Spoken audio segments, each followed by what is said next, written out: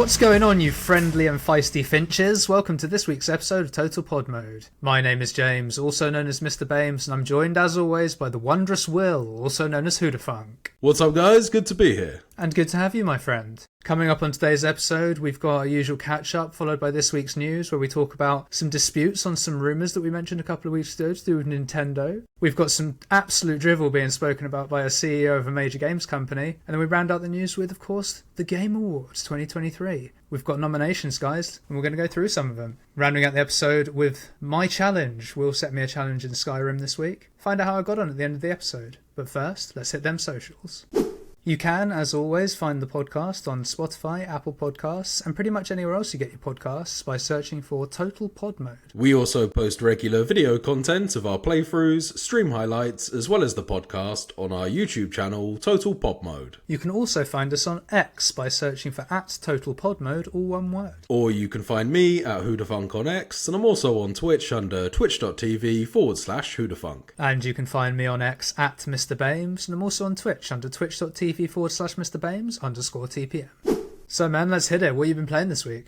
So this week is actually the final week that I'm away, and I'll be returning next week, so still on the road at the moment and still not finding all that much of an opportunity to put any time into any new games.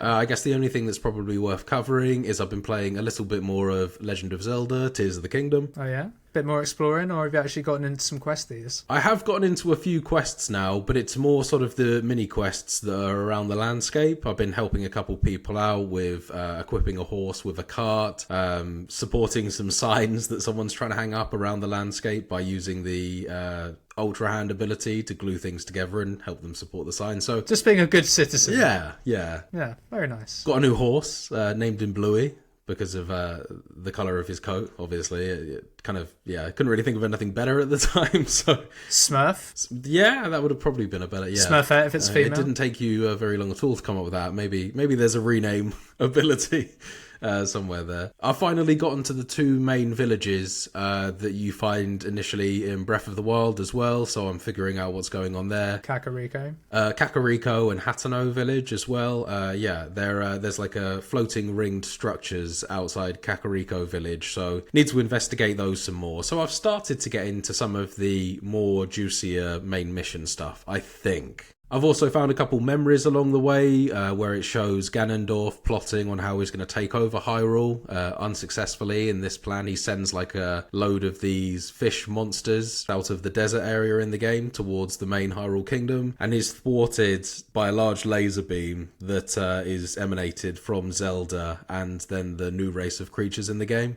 So you just kind of see one of Ganondorf's initial plots to break into Hyrule being thwarted, and he figures out that he's going to need to do something special in order to get past them and finally take over. So you're obviously seeing a glimpse from the past. Do you reckon there's a sort of glimpse of the past where you'll be able to like go back in time and do some stuff in that world, or is it more just a flashback, do you think, just to set some more lore up? It's very much a flashback, yeah. They handle these pretty much exactly how Breath of the Wild did, where there's just certain locations in the game where you can discover, I think they call it just like a memory. Oh, I think I got one of those actually, yeah. You get like a mini cinematic-y type thing, and then that's about it. Yeah, that's right, yeah. That's about kind of the only cinematic things in the game that you get other than encountering main mission things. So they just kind of give you a bit more context and a bit more of an idea about the story. I guess to just keep you going in between you exploring this massive landscape as well. Yeah, makes sense. I've been experimenting a little bit with the Ultra Hand ability in combined with the Rewind ability, and I've been finding that really, really useful to do some interesting stuff with moving pieces and blocks around the environment. I think I described a really basic technique of doing this before, initially when I talked about Tears of the Kingdom, where I was doing something like levitating a rock from the ground into the air and then lowering it onto the ground again, and then standing on that rock and then using the Rewind ability to make it reverse through time. And as you do that, it will then replicate every single movement that's happened to that object within the last 20 seconds or so. So you can use it to actually turn any old object into a platform that you can manipulate and move in any way that you want and use it to navigate the environment.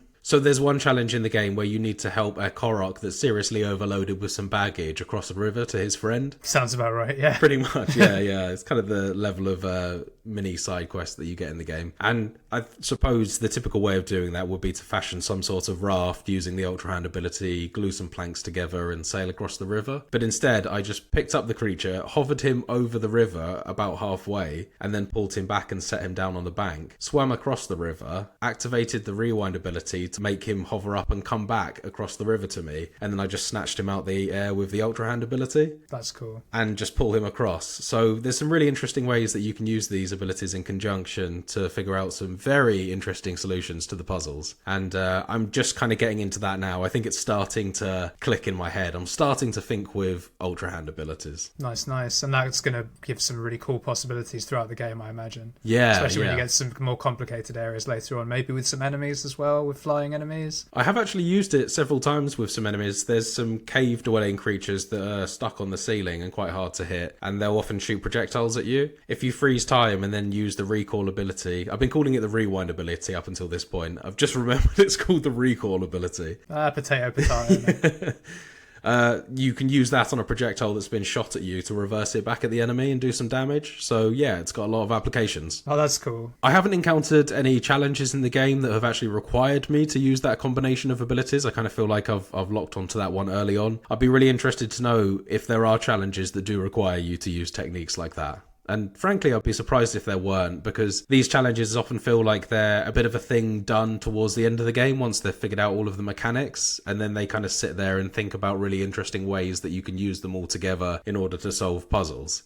So I'd be surprised if they didn't have something like that in store for me later down the line. I'd imagine they do. They had that sort of, not necessarily that sort of thing, but they had that style of thinking in Breath of the Wild, so I would imagine that you'll get some later in the game. Yeah. Hopefully. But other than that little dabble into some of the main quest bits and just a whole lot more exploring and item crafting, there isn't really much more to say about Legend of Zelda this week, so I'll pass this one over to you. Fair play. Well, I too have not had too much variation in what I've been playing, nor have I actually put as much time as I would have liked into it this week. I've just been playing a bit more Baldur's Gate 3. Okay, go figure, yeah. I didn't start again this week, so that's a good start. But you're not covering old ground for another 20 hours. That's good. No. I'm definitely into new stuff now, but I haven't really played much, maybe 4 hours. Just haven't really put much time in. Fair enough. For no fault of the game, I imagine. Oh no, just tiredness, basically. Yeah. Lethargy. Yeah, pretty much. But no, I've been doing some new stuff though. I'm still in Act 1, which is quite crazy to me. Okay. So how long are we talking for Act 1 now then? It sounds like this is about 30, 40 hours, maybe. So this file I'm on is probably on about 30 hours now. Right. But bear in mind, this is like my third run through Act 1, so there was a lot of skipping, there was a lot of knowing what I was doing. Yeah. So maybe add another 3-4 hours for true time. So that's probably in the mid-30s. And don't get me wrong, I think I'm very near the end of Act 1. But I don't know if what I'm going to do next is actually the end of Act 1 or if it's like the prelude to the end of Act 1, if you see what I mean. But I've done like every single side quest I can find in the 2 areas of the map I've uncovered so far. And it's still great. The gameplay just doesn't really get old. The character work is excellent. The more the story unravels, it's just becoming more intriguing. And I'm still having a blast with it. Have you picked up any new notable abilities or weapons or anything like that? I did just get my first legendary weapon. Oh, nice. Because it's tied to a side quest, which is a nice little mace. I think it's got +4 on it, which in the early game seems crazy to me. Is that something you can equip your character with, or has this gone to one of your cronies? I mean, teammates. I could equip it to my character, but I didn't. I've given it to one of my cronies. Teammates. Companions. Companions, that's what they're called in this game. Yeah, but no, because I'm using a short sword, and it scales with my dex more than a mace does. And right. I'm a bard, so makes sense. You still keeping with the true blue, all good playthrough? I'd call it chaotic good. Yeah, I got that sense last week when you said that you were a good guy, but you did murder those fish people's god. Didn't really seem like the... It wasn't a god though, it was a fake god. It was a fake god, but it still didn't seem like quite, the true paragon of goodness choice. You might have maybe... that is the only choice you can make. Oh, really? You can either be on his side and con the allow fish him people, to con them. him. Yeah, or you kill him, basically. Ah, okay. I figured the game would have given you an option there to kind of dethrone him and then just send him running. I did the good option because there's an option you can do if you don't pass a dialogue check where you kill him and all the fish people. Right, okay. That's the chaotic evil. Yeah, so, I saved loads of lives but only had to kill one, Makes sense. Yeah, well, I mean, it sounds like it was the best outcome. It literally was the best outcome. It's the best outcome I could have got. I don't know if it's the best outcome at all. But to be fair, the thing I've just done in the main mission has involved me, like, through no fault of my characters. It's just how the story goes. I ended up having to wipe out a whole settlement, basically. Whoops. What red button did you push there to cause all of that? I wouldn't give them a certain key item that is still potentially spoiler territory because the game's only a few months old. But I refused to give it to them, and they started on me, and then a giant god queen came out and was like, do this for me, and I didn't do it what she wanted. Now she's all pissed and shit. So she just killed the nearby town. Well, no, they all worship her, right? So that she was like, oh, this guy's a traitor, fucking kill him. In fairness, I could have fast travelled out of there. I chose to run through and get all the experience, but from a story perspective, it's still like they were going to kill me. They were pissed at you at that point. The game considered the enemies on site, so... Exactly. I didn't like it, so it was... I just went through the 75 experience to kill, mate. That's good shit, I'm not going to turn that down.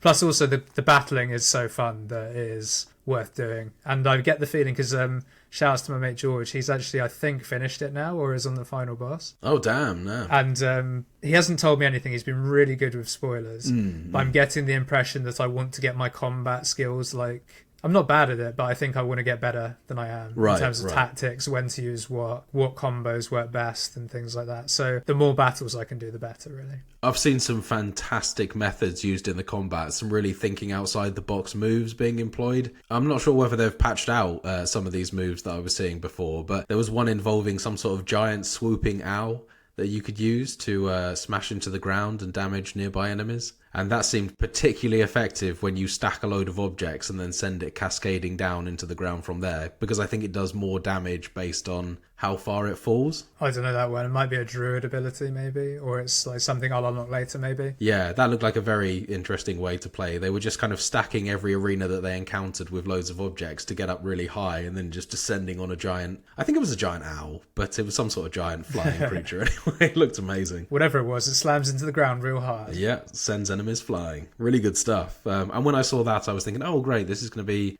much more kind of D&D style inventive use of your combat, rather than just kind of clicking around and playing a sort of something similar to XCOM. Oh, dude, I can literally pick up an enemy and use it to hit another enemy. Yeah, exactly. I mean, you can do all sorts of crazy shit in this game. Yeah. Can you stack enemies? I don't know. Probably. Report back next week, James. That's your homework. Well, we'll see how we go on. But other than that, I did think about jumping back into Lies of P, because a new patch has just dropped where they've done some things with the weapons, and also, by the sounds of it, nerfed the game a little bit, which is kind of in two minds about. I don't like it personally. Yeah, it's always a bit divisive, a decision like that, especially when you've kind of already completed it at the base game difficulty. To have it patched always feels like a little bit of a cop-out. Well, yeah, but at the same time, like, I'm making an assumption, because it just says things like mob enemies are going to be easier, or they're like not going to do this, and one of them's been nerfed properly, though I've seen it. Right. It's one that has like a slammy hammer attack, and because people were complaining that once it got them down, it stun locked them because they weren't tapping B fast enough. Yeah, I'm not sure whether you mentioned that on pod or off pod to me, but I do remember I've definitely mentioned it to you. Yeah. And they've now made the roll on the floor ability default, which I don't have a problem with. That's fine. But don't do that and then nerf his moveset as well. Like, come on. So when you say default, you mean that your character just has that ability from the beginning of the game? Yes. Ah, right, okay. And it was an upgrade before? They've taken it away as a level up, replaced that with a different one. Fine. Okay. But other than that, that is my catch up for this week. So I think with that, we'll move on to this week's gaming news.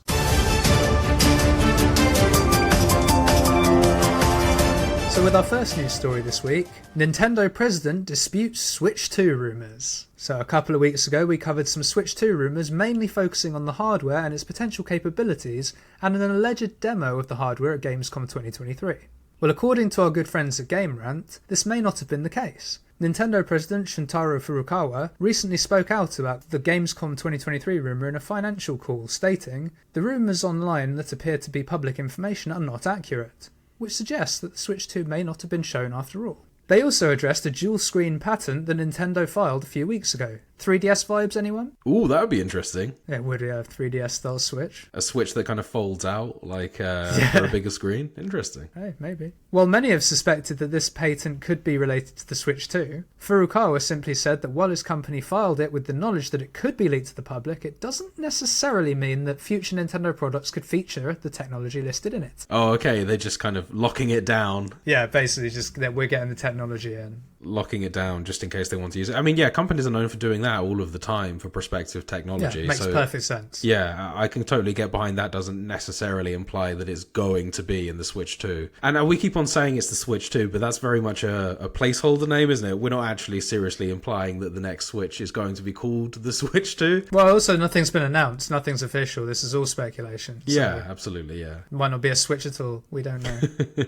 Now, it's worth pointing out that Furukawa's latest denial of the next Nintendo system being shown off at Gamescom 2023 doesn't disprove any of the other rumours we mentioned in our last update, things like the DLSS, OLED, high def, all that good stuff. But it also doesn't confirm anything, including whether the bloody thing actually exists. So, more waiting, unfortunately. We could still see something in 2024, as had been rumoured, but we could just as easily be waiting for some time yet. And our friend over at Nintendo, Mr. Furukawa, is just fanning the flames, baby. He's just like, yeah, this didn't happen, but this technology could be used, maybe, I don't know, making us all guess. Yeah, I think this is definitely just sort of stirring up more news about the Switch. And in terms of like whether or not the Switch 2 is coming, as we're calling it, I feel like it's almost definitely going to come within the next couple of years now. I'd be very surprised if it doesn't, in terms of the fact that it is kind of limiting Nintendo in terms of the software that they can produce at this stage in the game as well, and they really need to kind of get on top of that so their own flagship games can still compete in the special way that Nintendo does within the video gaming market. I agree with you, but their argument will be, well, and this kind of relates to our third story. Well, you say that, but one of our games is up for Game of the Year and has got a very good fucking chance of winning it, so we don't need to do shit with our hardware. Yeah, but I mean, even that, I assume you're talking about Tears of the Kingdom there. I mean, there are, in terms of limitations, they said that they took something like a year to go from that game being finished to being polished, and that was a year's delay from their initial release date on that. They said that the game's actually been good to go for a year. We just needed to take another year to get this shit to run smoothly. So I feel like there's things there that they could do to make that job a lot easier on themselves, and boosting hardware would obviously be one of those things that they could seek to do. Which is exactly why I say I agree with you. I'm just saying that's probably what Nintendo will say. Yeah, absolutely. As regards to the rest of it, it just sounds like there's a lot of rumours going around. Surprise, surprise. People are getting very excited about the prospect of a new Nintendo console. Who would have thought it? I am personally too. I am as well. I'd like to get eyes on this thing and see what they're going to do, especially seeing as they're quite innovative with each console iteration. It'd be really interesting to know what is the stick with this. Is this going to be something that probably could be titled the Switch 2, where it is just very much an extension of the Switch and an upgraded, like a pro version or something like that? Or is this going to be something new entirely? And personally, I'm kind of leaning on the fact that this will probably incorporate some pretty new technology as well. Whether it'll be this double screen thing, who knows? But I'm willing to bet that this won't be just an upgraded Switch. Well, I'm hoping that they go back to the old school where they used to do consoles and they call it the Super Switch! Super Wii 2, the return. Oh, God. The Wii U 2. Yeah, the Bono Wii U will be in 2. the advert. It writes itself. So with our second news story today, a game studio CEO says that games should be priced according to game length. I just need to take a couple of deep breaths here so I don't get angry as soon as this starts. It's only a game. Why you have to be mad? So, Take-Two Interactive CEO Strauss Zelnick says games should be priced at their per-hour value. According to an article from The Gamer, he states, "In terms of pricing for any entertainment property, basically the algorithm is the value of the expected entertainment usage, which is to say that the per-hour value times the number of expected hours plus the terminal value that's perceived by the customer in ownership if the title is actually owned, not, say, rented or subscribed to." And you'll see that that bears out in every kind of entertainment vehicle. By that standard, our frontline prices are still very, very low because we offer many hours of engagement. So that there is a point that I can actually completely get behind. in terms of the fact that video games do represent extremely good value for money and are set at a much lower price point in terms of entertainment per hour based on the sort of 50, 60, 70 pounds that you spend on a base hour title. When you reflect that in other forms of entertainment or hobbies, that actually reflects really good value for money compared to more expensive hobbies, something like sports, going to the cinema and watching movies, buying albums and CDs and things like that. It does actually make sense there. It's definitely not wrong what he's saying in that statement. It's logical for sure. I don't know that I necessarily agree with it quite as much as you've said there, but it's not an incorrect statement. And it is worth noting that Zelnick is arguing that bigger games should be more expensive rather than shorter games being cheaper. So it's not like he's saying, oh, for an hour-long game, pay a tenner, but if it's an epic, you pay £1,000. Yeah, of course. Which also means that the floor will still be $60 to $70, $60 to £70, whatever currency we're using. However, the ceiling should be raised based on length alone, which is a slightly worrying take given that Take-Two are going to be involved in the upcoming GTA 6 release, which no doubt will probably be reaching triple figures in hours, I would imagine, to do absolutely everything. I'm actually half expecting GTA 6 to release at nearly a triple figure value in terms of cost for the complete edition. I'm fully expecting GTA 6 to be more expensive than your average mainline video game. I think that Rockstar can do that because people will be willing to pay more. So you think they'll do a triple figure? I said I'm half willing to bet it's a triple figure, but I'm much more willing to bet that it's higher on average than a regular base game title because of this reasoning as well, but also the fact that if there is a game to define a new mainline cost of games at, say, £80, so roughly $100 or something like that, then in that case, I think that GTA will be the one to be that trendsetter in terms of these massive, massive budget games, you know, that are the cost of movies, in some cases multiple movies. I can absolutely see Rockstar as being that one to set the price. And we have talked before on the podcast, and we have reported, I think, in some articles about the fact that it has been mentioned for a long time now that video games are, and they kind of do need to get more expensive in order to remain sustainable. Don't know if we've said games. Consoles, yes. I don't know if we've said games before. Right. I mean, I've definitely for quite some time now been, you know, hearing reports of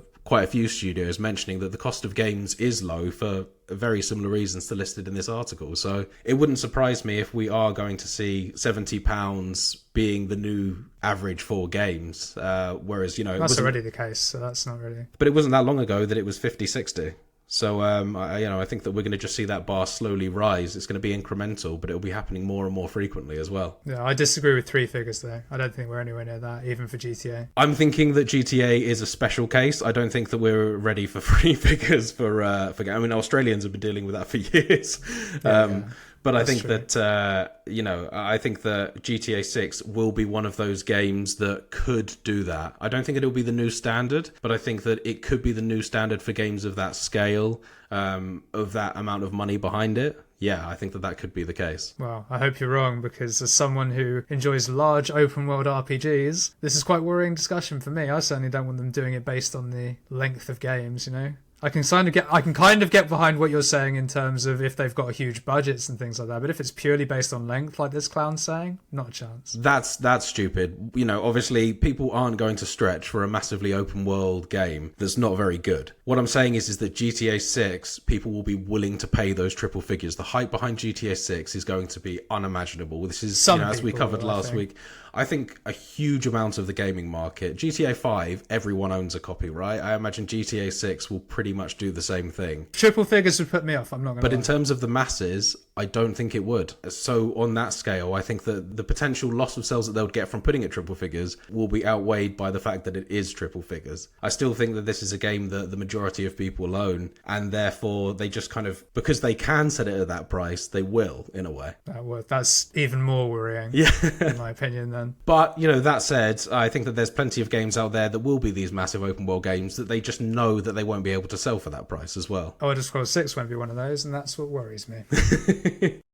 And with our final news story this week, the Game Awards 2023 nominations are out, Will. Oh, goody, goody. Yes, it's that time of year again. The Game Awards will be taking place on the 7th of December, being streamed live from the Peacock Theatre, formerly the Microsoft Theatre, in Los Angeles, USA. As we did last year, I thought we should look at a few categories and make some predictions. So, let's get straight into it with the big one, the Game of the Year. Now, I thought this was quite interesting, and I don't know how I feel about it in terms of a strength of list, but we've got the nominees are Alan Wake 2, Baldur's Gate 3, Marvel's Spider-Man 2, Resident Evil 4 Remake, Super Mario Bros. Wonder, and The Legend of Zelda Tears of the Kingdom. I think that's a pretty strong lineup, although perhaps with a couple of notable titles missing from that lineup. But I think that that's still a pretty strong representation of the games that have come out this year. The only one I'm curious about is Alan Wake 2, just because I've heard, sort of like a handful of mixed things about that. I'm surprised it's listed up there with the likes of Tears of the Kingdom and Baldur's Gate 3. Yeah, I was a bit more surprised to see Resi on here, actually, I've got to say. I've seen the game, it looks very nice, it plays very well by the looks of it. You've spoken very highly of it, but Game of the Year? Resident Evil 4 is a fantastic game. It's very hard to find fault with it, I will say. Then why did it take you so long to finish it, Will? Why didn't you finish it straight away if it was that? There was a lot of other things out at the time.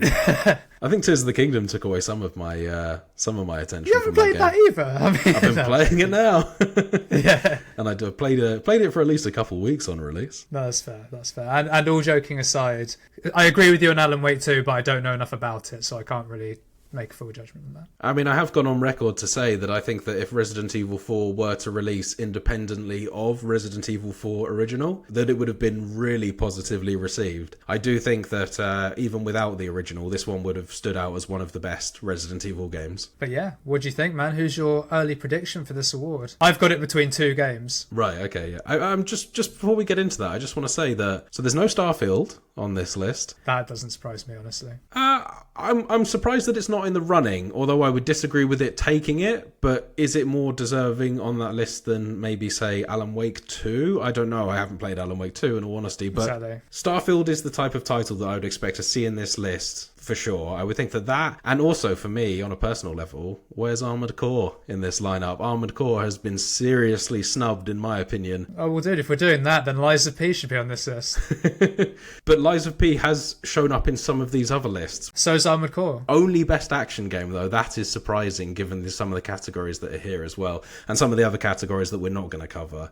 The fact that it hasn't been included in more lists on here feels like a bit of a snub. Well, dude, by the same logic, Wolong is not on a single list anywhere to be found anywhere. Which to me, because that's one of my favourite games this year, is a big snub too. So, not Game of the Year, though. It's not good enough for that. No, I would say that Wolong has enough jank in it that it doesn't quite make it into that category in terms of just some of the look stuff. The combat is fantastic. And you said yourself that Lies of P, although it's fantastic, it's still not a perfect game. I'm saying Armored Core is as close to a perfect game as you can get, and it's not on as nearly enough of these lists. I guess the words "in your opinion" are probably quite prudent in that. Yeah. Obviously, the people that made the list didn't agree, I guess. Maybe they just didn't want to give it to FromSoft for a second year in a row. I mean, it could be something as silly as that. I don't think that. I just think that Armored Core lacks the mass appeal that a high fantasy title like Elden Ring did. I think that it just doesn't have enough people behind it for it to make it onto a list like this. We've said before with these lists, a lot of this is more of a popularity contest than necessarily a true representation of what really should be best art direction or best game of the year. A lot of the time this is just people show up in numbers to vote for their game, and I just don't think that Armored Core has that large appeal behind it to make it show up. That's all I can say. Well, I've not played it, so can't comment. I'm not going to disrespect you passionately standing up for a game you believe in, though, so fair play. But that being said, it's not on the list, so who do you have? As I said a bit earlier, I have it between two games personally, one of which I've played, one of which I haven't. Game of the year, I reckon Baldur's Gate 3 takes this. No surprises there. I think runner-up, probably Tears of the Kingdom. They're the two games I've got, but funnily enough, I've got them the other way around. You think Tears of the Kingdom will take this over Baldur's Gate? I think Tears of the Kingdom might take it, and Baldur's Gate will be the plucky runner-up. Just because I think that Tears of the Kingdom went down so well earlier in the year, and it's like a record-selling game for the Switch. Baldur's Gate 3 has been incredibly well received, do not get me wrong, and I know it's already won awards and stuff as well, but I don't know, in my mind, Tears of the Kingdom might just pip it. That being said, I would not be surprised if Baldur's Gate 3 takes it, and it would be my personal choice of this list, if it were up to me, but I just think Tears of the Kingdom will take it by a smidge. So we move on to our second category, the best art direction, and we've got two games that have come up again from the Games of the Year list. We've got Alan Wake 2 showing up again, we've got Hi-Fi Rush, Lies of P, in fact Super Mario Bros. Wonder was also on the Games of the Year list, so 3 games, and Legend of Zelda Tears of the Kingdom makes a second appearance. For me, I'm biased, basically, is my answer for this category.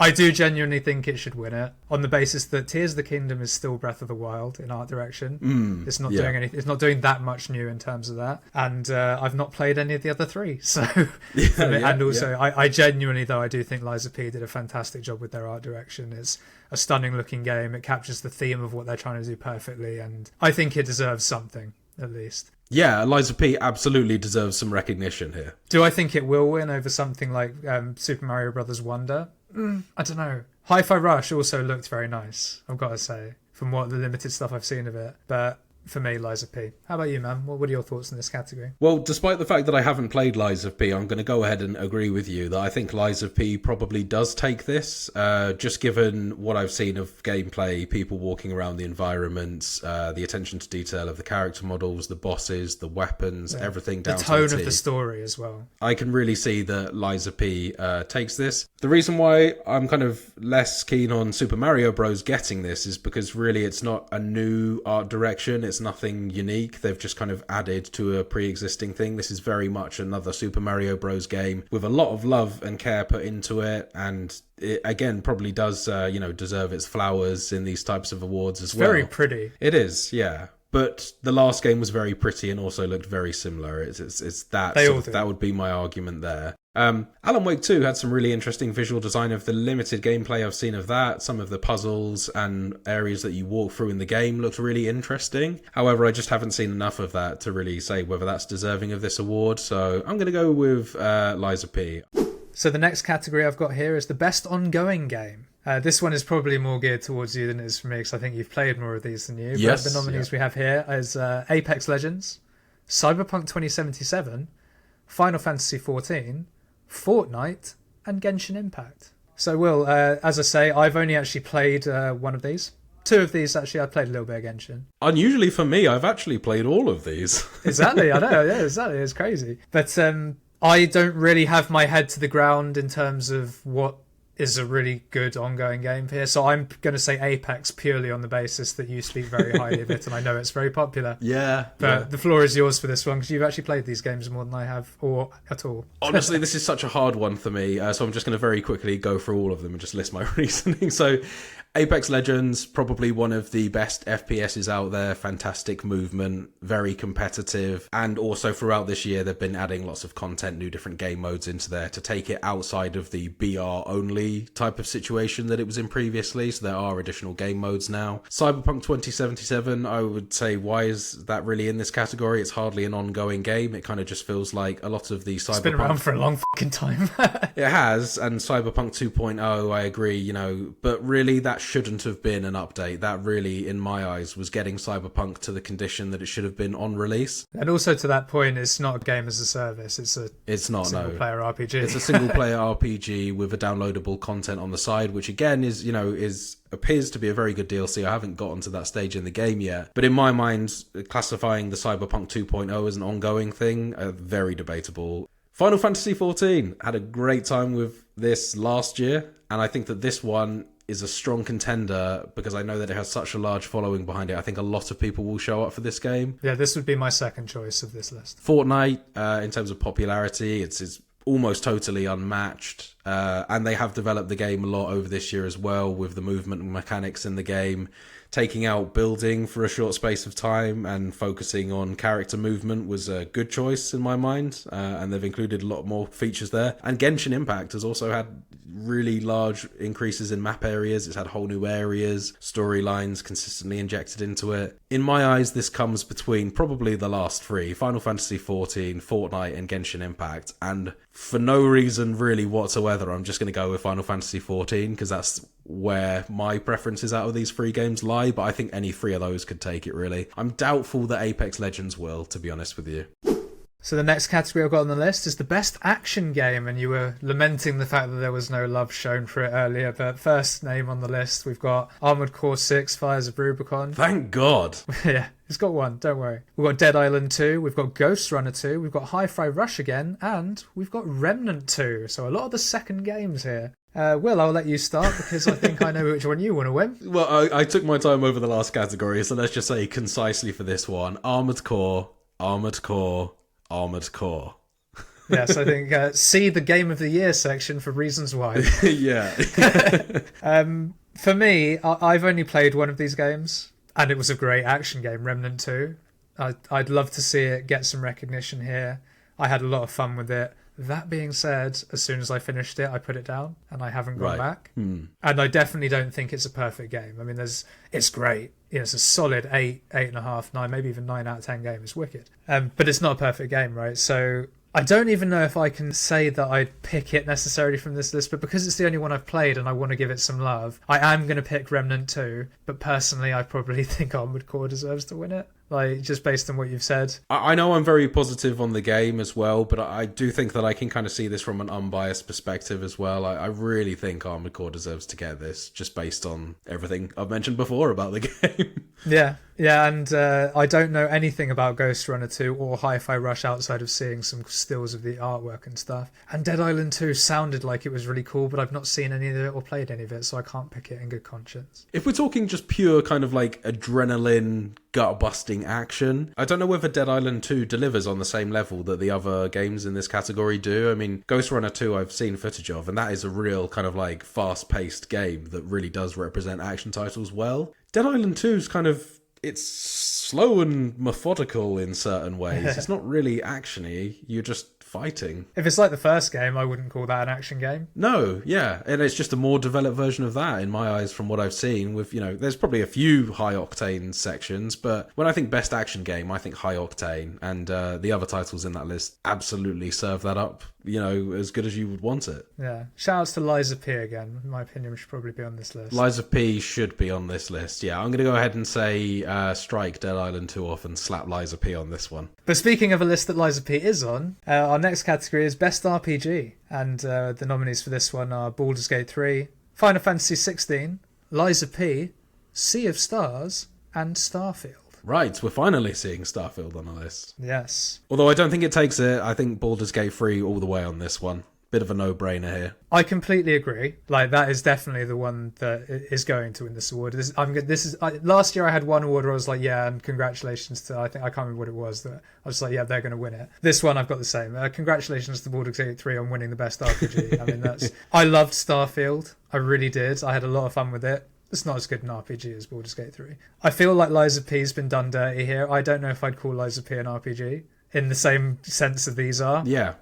So that's why I'm not going to pick Lies of P for this. And I don't know anything about Sea of Stars, and I didn't play Final Fantasy 16. So it just is Baldur's Gate, though. It just is. I don't think Lies of P's been done dirty on this. I think that the fact that Lies of P is actually showing up in the best RPG category is more, if anything, just a big statement on just how good Lies of P is. That people have shown up and voted this best RPG. No, in that regard, I agree. But for me, it's an action game. It's not. It's more an action game, should I say. There are RPG elements, but it's more of an action game. Exactly, and part of me also says that Starfield, despite the fact it's got huge RPG elements as well, there is a hell of a lot of action in that. I would say Starfield is an action RPG. And if we're going to talk about the previous category being pure action, pure octane for best action game, then in this category I'd consider it being a pure RPG. And as we can both agree on, Baldur's Gate 3 is absolutely a pure RPG. And congratulations to it for winning this award. And our final category that we're going to cover this week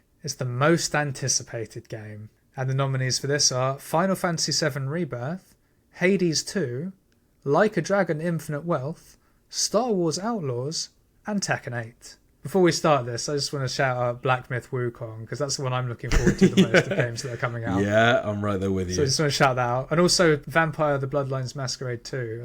What? I probably got those words in the wrong order. Why doesn't GTA 6 appear on this list? I'm surprised. Maybe it's because it hasn't been officially announced yet. Is that what it is? Is that where the bar is? That they have to have been announced? Yeah, okay. I guess so. Yeah. I guess so. What do you think about this list, man? I have an answer I'd pick, but... It's a cool list. I think, personally, nice list. I'm swayed by Final Fantasy VII Rebirth for the same reasons that we gave for the Joystick Awards. I just think a lot of people are holding on for this and really keen to see Final Fantasy VII Rebirth being that final addition to the long-awaited start of the remake trilogy. Star Wars Outlaws, I know, has a lot of people very excited as well, being an open world RPG Star Wars game. I think a lot of people have been waiting for something like that to come along. I'm hyped for that too.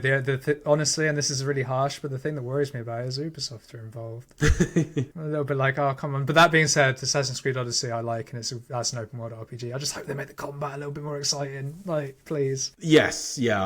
I think that this one is going to be a bit more firearms based as well. And I think that Ubisoft sits more comfortably in that category there. Their shooting mechanics in games has always been pretty strong. So I imagine that, yeah, they'll be fine there. But, well, you're throwing Final Fantasy VII as potentially your frontrunner. I will counter that with Tekken 8 for me. I know that the fighting game community has been waiting a long time for a new Tekken. Tekken 7 was, 2015 or some shit? Yep. It's an old game. And the things I've seen of Tekken 8 look fucking awesome. Some of the new characters look really impressive. They introduced some new cool fighting styles. I'm really looking forward to getting my hands on it when it does come out. I'll definitely be picking up Tekken 8. Yeah, I probably will too. And for me, I probably agree with you. I think Final Fantasy VII probably will win it. But just so that there's a little bit of a difference, and because I want to put my personal backing behind it, I'm going to pick Tekken 8. Shout outs to Hades too. Hades 1 was a really fun game. Yeah. But I don't know if it's off the boil a little bit compared to the others. And I did really enjoy the Like a Dragon games, now I'm thinking about it. Those are really fun games as well. I just don't think that they have enough of a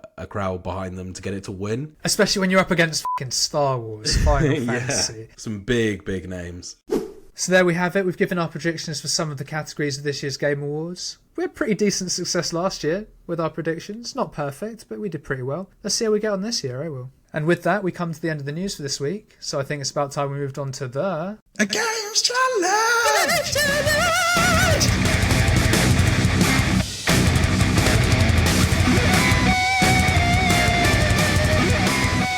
So it was my turn for challenge this week.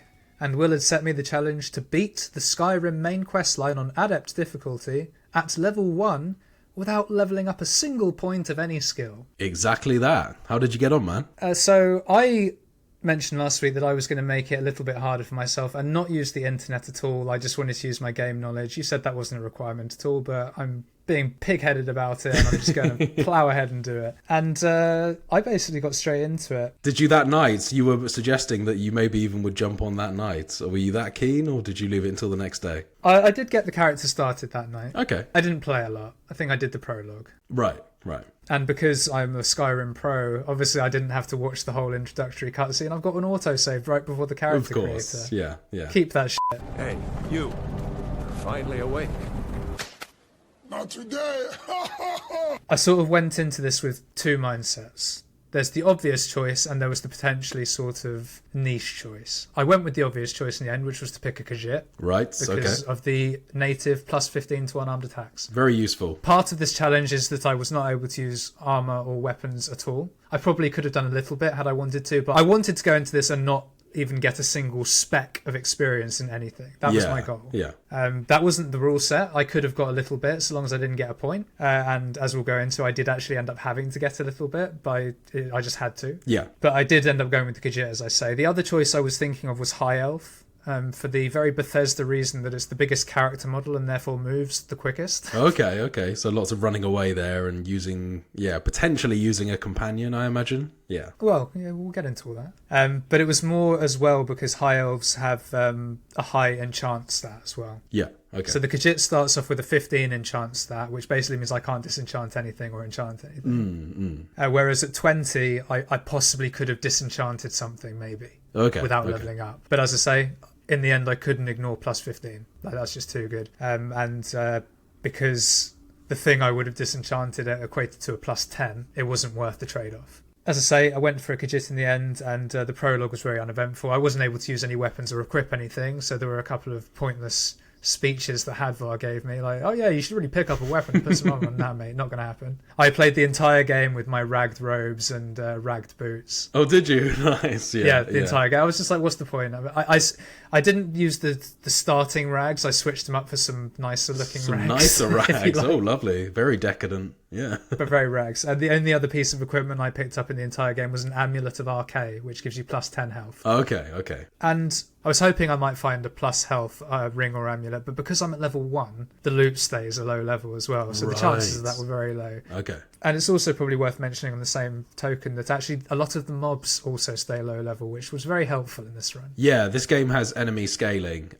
So that is why a lot of the level 1 playthroughs of this game don't really represent a huge challenge. And that was why I felt the need to add on the additional modifier of no skill points in any category as well, because I've seen lots of people do level 1 Skyrim runs, and I figured that probably wasn't enough of a challenge for you. It wouldn't have been, because you can be level 1 but technically be level 50. Yes, exactly. Yeah. You just won't have the health for it, but you'll have all the armor and stats for it. Yes, yeah. So before I get into the run in its entirety, I had 3 strategies that I was going to employ throughout this run to make my life easier. The first one was, as soon as I got out of the prologue, I was going to travel to all the key areas that I needed for the main quest line. Very good choice. Yeah. So I spent the first half an hour or so paying the little bit of gold I needed to get to various towns, walking to places that I knew I'd need to go to for main quest lines. Yeah. Of particular note, I walked to the Markarth, on the Markarth side of the map, the left-hand side. You need to get to Karthspire for the Skyhaven Temple, and if you walk there, once you've unlocked dragons as part of the quest, you always get attacked by a dragon.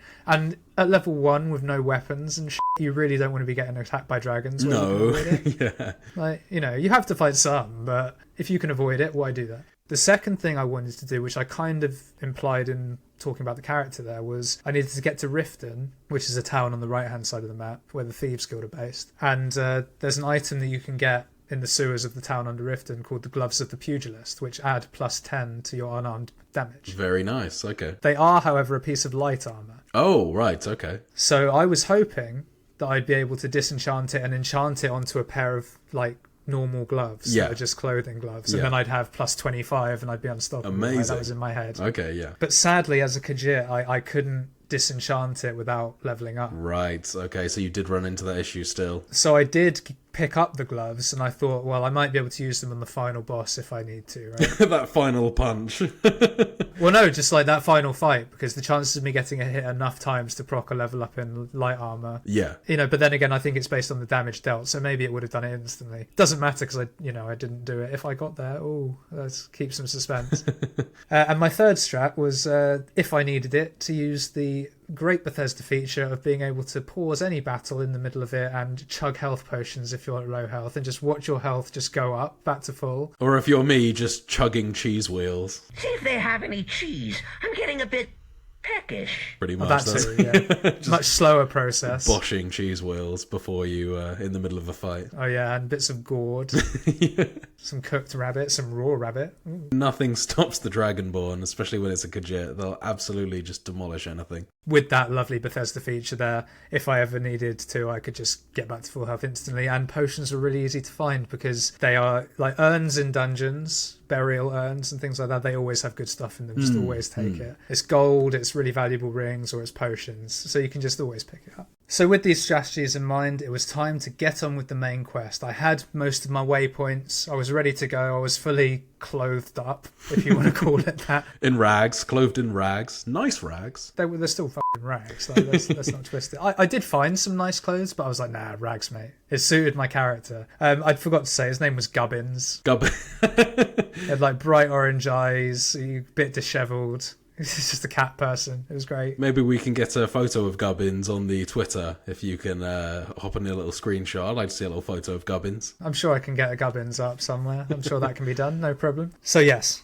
Gubbins sets off from Riverwood. I've spoken to Alvor, and the first quest I get given is to go talk to Jarl Balgruuf. Yes. In Whiterun. And this was weird for me first and foremost because this is like just if I'm playing autopilot, I get to the front gate of Whiterun, you get stopped, and there's a persuade option. It's just such an easy way to get your first speech point in the game. But no, there is an option to be neutral and not get a point. So no, did that, got in, and got the quest to go off to Bleak Falls Barrow and go get the Dragon Slab. Yeah. This game's been out, by the way, for over like 12 years, right?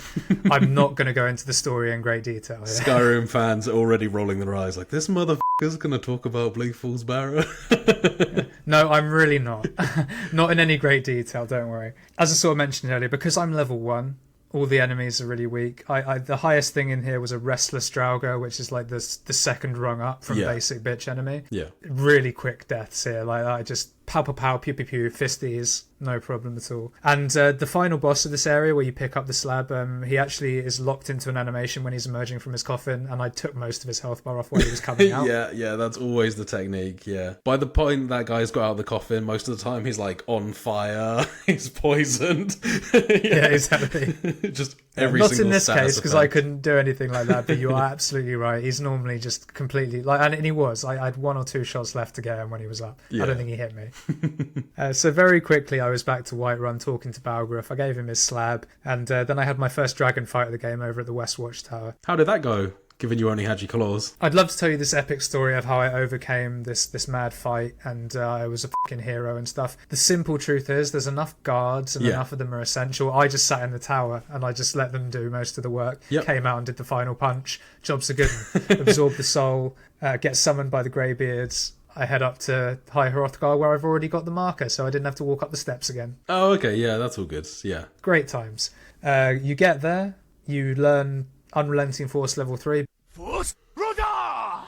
And Whirlwind Sprint, which were going to be 2 shouts that helped me not immensely. I thought they'd be more useful, I'm not going to lie, but they were very helpful throughout this run, particularly Unrelenting Force, just to get rid of some mobs. Just chuck stuff over hills, it's great. Yeah, exactly that. Even if it doesn't necessarily kill them, it just kind of breaks you out of combat so you can get away. Exactly, so no problems there. Once I went through what I'd forgotten were quite painfully long, unskippable sort of cutscene-y type things, if you like, with the Greybeards, I finally got sent to retrieve the Horn of Jurgen Windcaller from Ustengrav. And again, because I'm level 1, there were no enemies in here that threatened me at all. It was a very, very simple run through. For context, most the standard enemies are dying in 3, maybe 4 hits, and the level up enemies are dying in 5, maybe 6 hits. It's not like I'm getting overwhelmed at any point in any of these dungeons too. It's still early game, so it's not too bad. So I went to go retrieve the Horn of Jurgen Windcaller. Of course, it's not there, because there's a note that's left by Delphine from Riverwood. Met Belle Delphine, buy some bathwater. Exactly. She gave me a life story and said, I don't trust you yet, even though you've f***ing done all this shit and you're the Dragonborn, so let's go kill a dragon together, basically. That's pretty much Oh, what it goes goody! down. Another dragon soul. Again, I would love to give you this lovely story of how this was an epic battle with a dragon, but the simple truth is I fast travelled to Kynesgrove, and once again, this enemy gets resurrected from its burial tomb by Alduin, who's the big final boss dragon guy, like the main antagonist of the game. Whoa! Spoilers on this almost yeah. 15-year-old game. Oh god, yeah, I know, I'm the worst. I'm so sorry. I should be more careful. But he's locked into an animation while he's being resurrected. So again, 3/4 of his health bar was gone by the time he could finally attack. And I actually glossed over the fact that by this point I've unlocked my first companion and my only companion for the game, Lydia. Oh, the long-suffering Lydia. Funnily enough, I didn't have her with me for this part, because I didn't equip her yet. But you do have Delphine for this fight, Yes. but I ran away too quickly, so she wasn't involved at all. Oh, right, okay, yeah, because she takes her time. She kind of walks from point A to point B, and it's only whether you let enough time pass that she's actually there for the fight. Exactly. So, because I'd taken off so much of the health on my own while it was animating, I carried on. That's really good going, man. I thought you were about to tell me that you just sat back and let Delphine do it for you, but no, you actually went for this one. Because, I mean, you mentioned last week that you weren't planning on killing many dragons, but you're doing it pretty skillfully at this point. Well, that's very kind of you to say, but I'm only killing the dragons that I have to. You Yes. have to kill this dragon. Yeah. Like, if I didn't have to, I wouldn't. Like, Jesus. It hit me a couple of times, and it did show just how vulnerable and squishy I was. I mean, Yeah. I think I'm probably 4 hits at most for Right. death. But not this time. Got him. And then f***ing Delphine finally turns up and says, oh yeah, you are the real deal. Jesus. Oh, hey, just arrived. Saw that in the distance. Good job, I guess. And I was like, yeah, some f***ing help you were. Some dragon hunter you are. Exactly. God. Dragons have been dead for years. You finally get one in your backyard and you f***ing don't even show up. Oh, just 5 minutes too late. Gee whiz, I saw you. You were behind the tree. No, she was by the inn. It was even worse. She was having a f***ing pint, mate. Just having a beer and a fag. Exactly. Just unbelievable stuff. And what is my prize for beating this dragon, Will? I have to go off to a f***ing Thalmor embassy party where I don't know anyone, man. I'm a Oh, Khajiit man. used to wearing rags, and they dress me up in this nice gear. I didn't want to go. I just wanted to go, do whatever Kajitsu when they're homeless and Just looking to complete a main campaign. exactly. And this is another area of the game where you can use speech checks to try and get through, and that's like my muscle memory. But Yeah. there's another way to do this where you can just get a brandy from the bar, give it to some fella that arrived with you, and just say, "Yeah, mate, here's a drink. Can you cause a scene for me, please?" And he goes, Is that all? My friend, you've come Like to the a right would-be person. hero step You forward could say to that solve all our causing a scene problems, is just like somewhat in of the a TV specialty of mine. Stand back and behold my handiwork. I think that was how I did this quest the last time I played Skyrim. I actually quite enjoyed this section of the campaign because there's a few different ways you can do it, and it's more of a social thing than a hack your way through it thing, like a lot of Skyrim is. "Well, yeah," until you get to the second half of the mission. Yeah. right? But no, I did the easy option that didn't involve me passing any speech checks, and headed back while the commotion was going on. My friend Malborn, who was helping me, was like, "Oh, mate, I've got all the stuff you wanted to bring with you," which, of course, was nothing, because I didn't bring anything with me. Just an empty bag. Thanks, Malvern. Yeah. "Thanks, Malborn. You're a top guy." He's like, "Your stuff's in the chest over there," and it's a fucking empty chest. That was great, mate. Ah, always faithful, Yeah. Malborn. Good one. Malborn, you tease. But yeah, I fought my way through some Thalmor guards again because I'm level 1. There's not, these guys have elven gear which hits slightly harder, but because I kind of know a lot of the attack patterns and things, I know when to engage, when not to. Yeah. So there was trepidation, but by this point, because I've done 2 or 3 dungeons, I'm just like loaded with potions, dude. I can't tell you how many potions of minor healing I had on me, which was handy because I didn't talk to a single shopkeeper in the whole game. Yeah, and why would you? I mean, you're at risk of leveling up your bartering. Exactly. Can't be doing that. So yeah, got through this, found the dossiers that I needed to find that confirmed Esbern's alive. Delphine was obviously very pleased by that because they're buddies from back in the day. And this was where I had to deviate from my don't even get a smidge of experience in any skill point game, because this part of the main quest makes you go talk to Brynjolf, who's the recruiter for the Thieves Guild, essentially, in Riften. And he won't give you any information for free because, again, you can pass a speech check, but I'm not going to do that. He won't give you any information unless you join you do the first quest of the Thieves Guild. Oh, okay. At least, if there is a way, I didn't find it. And my plan for this was to have Lydia with me, my companion, and make her do all the lockpicking and shit that I have to do for this part. Yeah. And for the first lockpick, that worked very well. But I think because the second one, the prompt wasn't open, it was steal. Okay. It said she can't do it. So I had to do, or maybe it's because it was a quest. I don't know why. But I had to unlock the second lockpick, which didn't level me up, but did get me a smidge of experience. Yeah. And then I did have to place a ring on someone, which involved me pickpocketing, but that gave literally a dot, like a pixel, like hardly anything. But that was the only time I actually genuinely used a skill in the entire game, apart from maybe the odd crouch that got confused as sneak because it's the same mechanic. Yeah. But other than that, I genuinely, is 0 across the board. You will not find a speck on anything, which I'm quite pleased about. Very good. Yeah, that was the intent on the design of this challenge. And the reason that I had to do this Thieves Guild quest because it gave me unbridled access to the area where Esbern's located. Quick side note about the under portion of Riften, which I mentioned I'd been to before. This was actually where I had my hardest fight in the game. Oh, really? Trying to get into the kind of underground section of that map? Basically, when you first enter the sewers, there's 2 bandits that are talking, and because you're in such a confined space, you can't really run away anywhere, and they're relatively strong when you're level 1. Just slap the shit out of you. Yeah, one of them thankfully is an archer, so you can run around the corner and the AI didn't quite catch up. Good. But these guys nearly killed me. Again, at this point I didn't have any potions either because I did that right at the start of the game when I got the gloves of the pugilist. Right, okay, yeah. If I'd come in here it would have been fine because I had all those potions, but yeah, I just walked over their corpses, went in to the Ratway Warrens, worked my way down a little bit. I had to kill a couple of people in here, but they're all unarmoured and in rags as well because they're sort of nomads and people who have no house. And found Esbern. I had that lovely scene where he unlocks all his fucking locks while you're just waiting out there. I had Lydia with me as well, so I was pretty safe. Got him. Of course, the Thalmor weren't happy with that, so they came and to attack. And I'd love to give you this great story about how I had this epic fight with the Thalmor, but Esbern's an essential character and can't die, so him and Lydia did most of the work while I just ran to the top to escape. There you go, just crouch in a corner. Well, don't even crouch, you're at risk of getting a sneak skill. Just sit somewhere and hide. No, not even. Just let them do it and then walk off and just continue. The enemies don't follow you. A true pacifist. Yeah, well, kind of. As much as I could be. Just staring menacingly in the corner with sharpening your claws that you're not going to use. Exactly. And to be fair, my guy does look like he'd kick your ass. Like, he's fully jacked, like, looks kind of evil. It was cool. I liked this character, Gubbins. Good old Gubbins. Exactly. And so all three of us escaped. We made it. We went back to Riverwood, spoke to Delphine, who was very happy for the first time in the whole f***ing game because we found Esbern. Still doesn't apologise for pulling a knife on you straight away, but... No, exactly. She never does apologise for that, really. But from there, they say, oh, yeah, let's go to Skyhaven Temple. It's a long old walk. Like, Jesus, do you want to come with, or should we meet you there? And I was like, I'll meet you there. And fast travelled, because I'd already unlocked it, as I mentioned earlier. Yeah. Went through the puzzles of Skyhaven Temple. Really didn't have to do much here. There was just a couple of Forsworn to kill at the entrance, but Forsworn being just bandits, like basic bandits, but from a different area of the map. And this was incredibly easy, because it was me, Lydia, and 2 essential characters. So I really didn't have to do any work once again. Got through all the puzzles, got in Skyhaven Temple, got the plot reveal about Alduin and his wall and what I needed to do.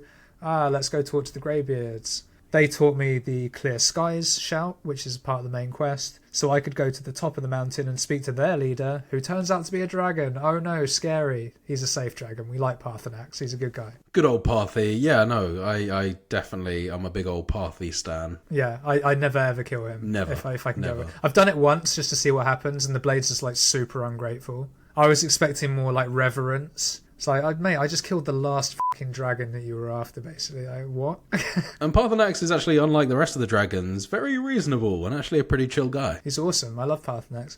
I wish there was an option to wipe out the blades, but there isn't. Yes, like at the end of the game. know. There's the option to wipe out Parthenax, but no option to wipe out the blades. And there's no way you can resolve it, really, that mission, without killing Parthenax, so there definitely needs to be a resolution where you don't kill him, because why would you ever want to? But then it sucks to have a mission that's not complete, so... Exactly, that does bug me, but no, I got Clear Skies from the Greybeards, as I say, spoke to Parthenax, and he sent me off to go find an Elder Scroll. And this represented another tough part of the game, because for this, you have to get one of the 2 or 3 Elder Scrolls that are on the map. I forget how many. I think it's 2. I picked the one in the Tower of Mazark because there's a quest associated with it and I know where the quest giver was, and then he pointed me to the area of the map. Right. So happy days. But as a part of this, by the time I got through that dungeon, which was a bit harder because the Falmer, which are like underground elves, and the dwarven constructs and things are much tougher than the bandits and Draugr that I'd been fighting to this point. But I had Lydia with me, and she was now kitted out in full Blades armor with dragon. It's a I can't remember what the blade's called, but it's one that does extra damage against dragons. I thought that'd be useful. Yes, because unlike you who's not able to use anything, you can kind of kit Lydia and other companions out with high level stuff. Thankfully, I imagine that must have really helped you. Actually, is making sure that if you do find anything cool, at least you can just give it to Lydia. Yeah, it really didn't help as much as you'd think it did, for reasons that I'll come on to later, particularly with the dragon weapon. Right. But it was incredibly helpful for this section for sure, because at one point during this trip to get the Elder Scroll, I had to fight a Dwarven Centurion, the big fucking Dwarven constructs that shoots the at you. If I was fighting that on my own, I'd have died so many times.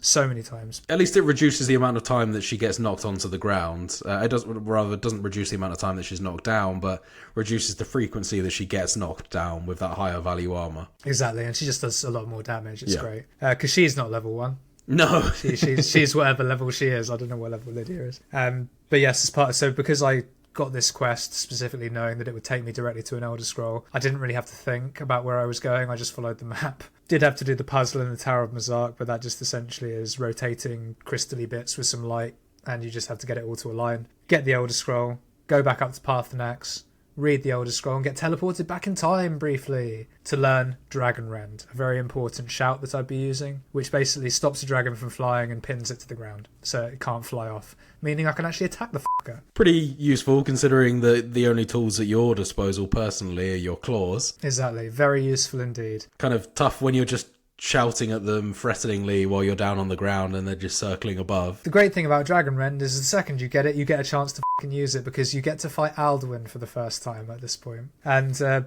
This was where Lydia's new setup came in real handy, because, again, I'm level 1, so Alduin's not as strong as he could be. He's still strong. Like, they haven't nerfed everything to level 1 just because you are. But with Lydia, with the Dragon Blade, it wasn't too bad at all, this. It was a first-time victory.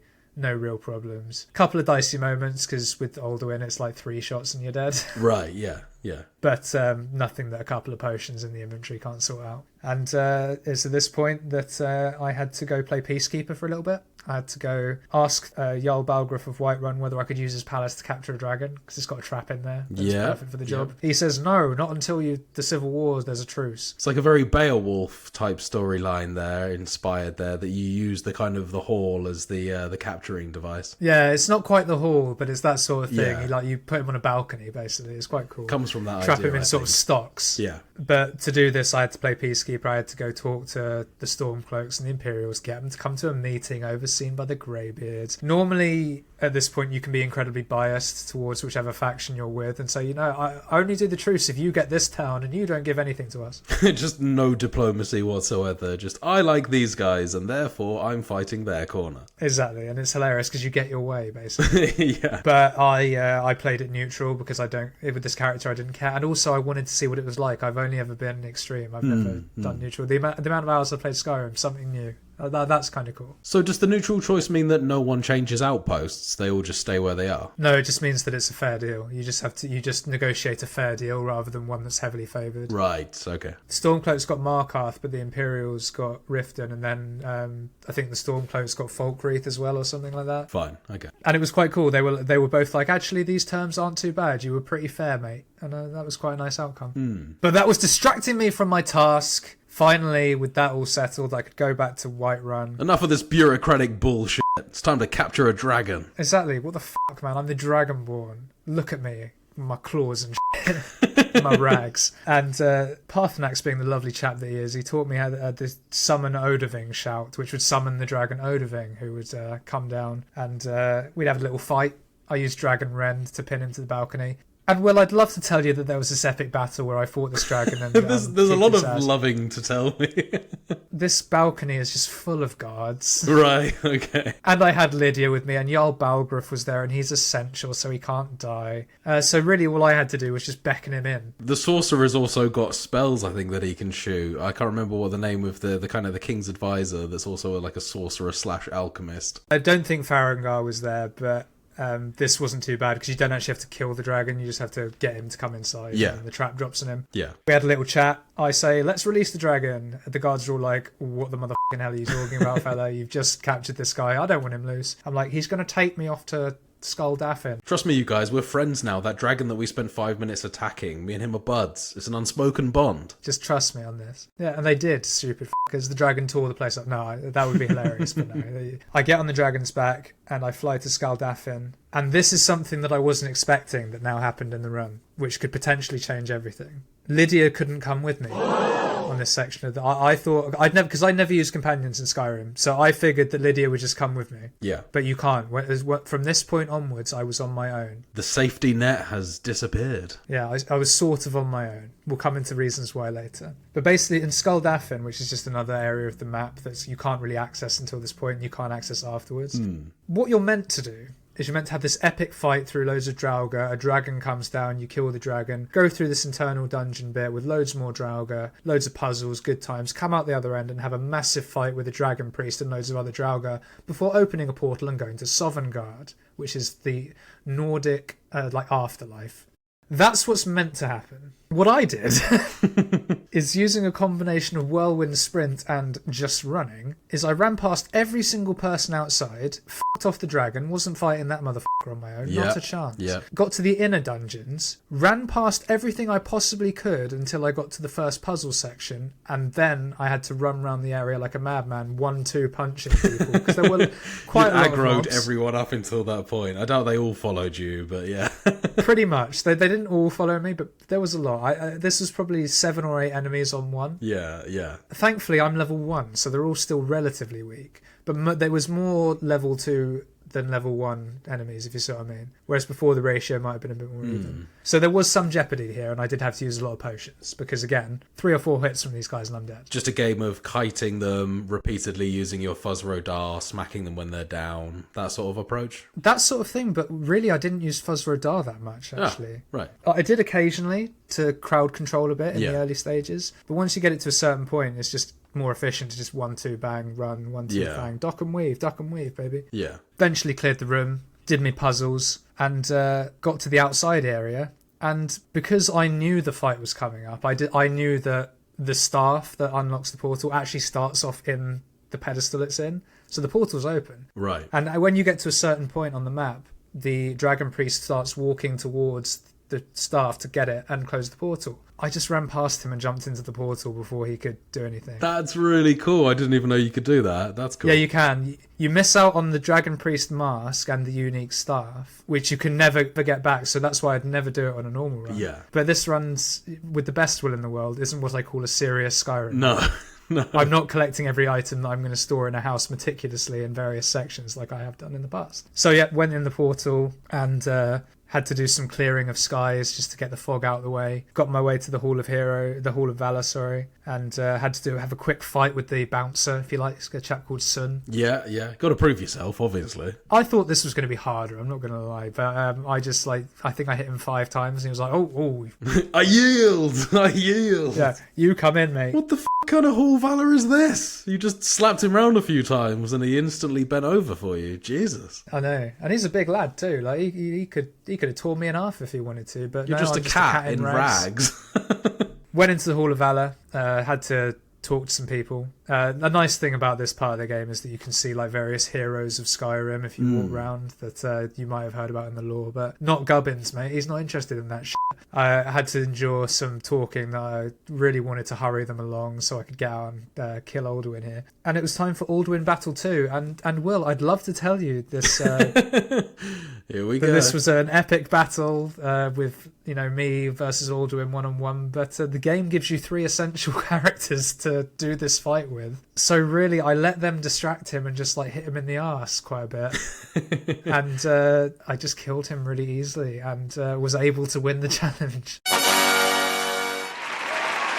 Congratulations, man. It sounds very well deserved. Although, I guess, what with the 3 essential characters, probably a bit of an anticlimax there on the final boss. But that wasn't the challenge, man. It wasn't about killing the final boss. It was about the sum of all the parts of the challenge. You managed to get through the main quest. And you did it within all the parameters that I set you last week, so congratulations on this one. Your losing streak has ended. You can breathe a sigh of relief. It has. I've brought it back to 5-4. Final time was 4 hours 51 minutes if you're interested. It was quicker than I thought, I won't lie. But the fact that I probably wasted time getting the Gloves of the Pugilist, which I ended up not using, that probably would shave 40 minutes off that. Right. I mean, this could have been quicker, but I thought it'd be harder. I'm not going to lie. But companions are overpowered. Yes, I'll just say clearly. it. Yeah. At level 1, companions are overpowered, and the game gives you a lot of essential companions for various fights in the game. It's one of the biggest problems with Skyrim, in my opinion, is the amount of essential characters is too goddamn high. And when their quest lines are over, they don't become non-essential. That's the thing that annoys me more. Yes, yeah. But there it is.